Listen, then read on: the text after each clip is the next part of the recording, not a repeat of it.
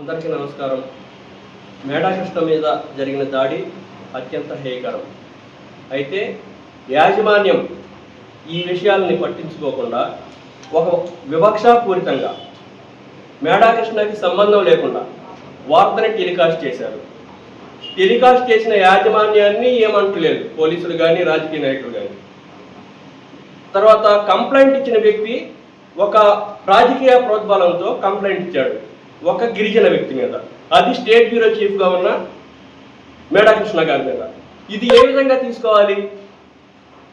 దీని మీద పోలీస్ వ్యవస్థ అవ్వచ్చు, రాజకీయ వ్యవస్థ అవ్వచ్చు, కూలంకుష విచారణ చేసి రాబోయే కాలంలో విలేకరులకి ఇట్లాంటి అపవాదులు లేకుండా, అనర్థాలు రాకుండా, గవర్నమెంట్ ఇబ్బంది పడకుండా, అటు పోలీస్ వ్యవస్థ ఇబ్బంది పడకుండా తగు న్యాయం చేసేలాగా ప్రవర్తన ఉండాలి, పోలీసులదైనా కానీ గవర్నమెంట్దైనా కానీ.